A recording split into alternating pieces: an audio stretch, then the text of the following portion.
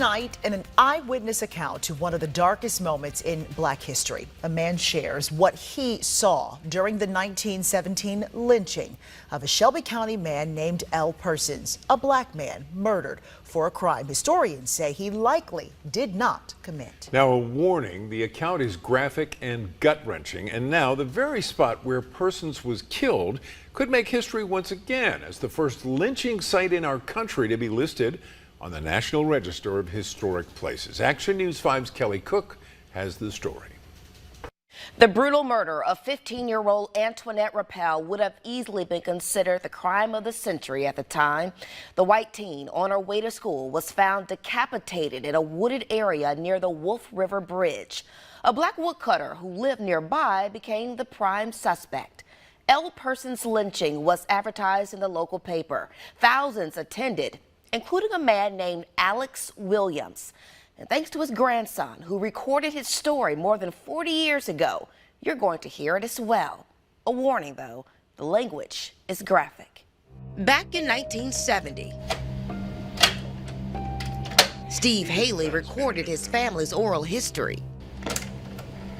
Well, you were telling me the other night about the incident out here in Wolf River. It was his grandfather's story about a lynching on a river that grabbed his attention. First thing I know, they were whispering on every corner. They thought they'd cross the bridge, they'd go burn him at the stake. It's pretty rough tape, and he used a language which was typical of his position in Southern white. In May 1917, then 29-year-old Alex Williams could have followed every disturbing detail of the events leading up to the lynching. The press followed it relentlessly. From photos of the murdered girl to pictures of officers who charged Persons for a crime that he repeatedly said he did not commit before being beaten into submission. An angry mob wanted nothing to do with giving Ell Persons a fair trial. So they would have killed anybody that would have made an attempt to interfere. It was street justice in 1917. So they would have walked along the side of the road to get there. And more than a century later, I walked the same path thousands of onlookers walked to watch Ell Persons be beaten, doused with gasoline, hanged, and set on fire. His body was then decapitated and thrown onto Bill Street. Well, according to news reports at the time, it was a carnival-like atmosphere. There were vendors, food vendors set up, selling food and drinks. Schools let children were allowed to bring notes stating that they were going to be attending the lynching. Richard Watkins and Kelsey Lampkin with the Memphis Lynching Sites Project have spent years researching the lynching. This is really significant because it's very rare to be able to pinpoint the exact location that a lynching took place, and we can do that with the Ell Persons site. It was right off present-day Summer Avenue. A putt-putt golf course now surrounds the old Macon Road, where street lights line the now abandoned road. Persons was taken here to cleared space beside the abutment on the west side of the river. We know this because of extensive newspaper coverage across the country. And down on that embankment way down there's that great big fallen tree.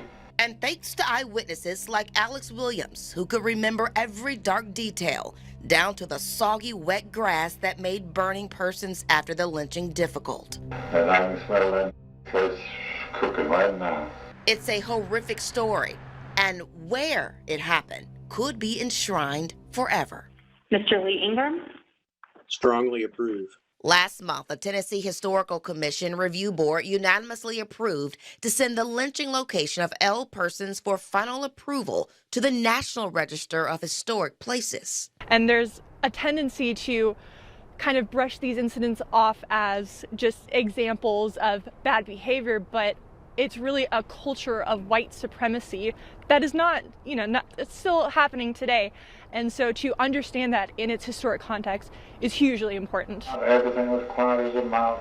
Steve Haley is hopeful his grandfather's testimony will help in their efforts, something you would expect from a historian. They carried him over to that log and tied him to that log and who knew history needs to be preserved in any way possible. Kelly Cook, Action News 5. Now, it is unclear when the final vote will take place by the National Register of Historic Places, but if passed, there are hopes the lynching site will then be named as a national park site. For more information on the Lynching Sites Project, you can visit their website. We have provided a link to it for you with this story on our website, actionnews5.com.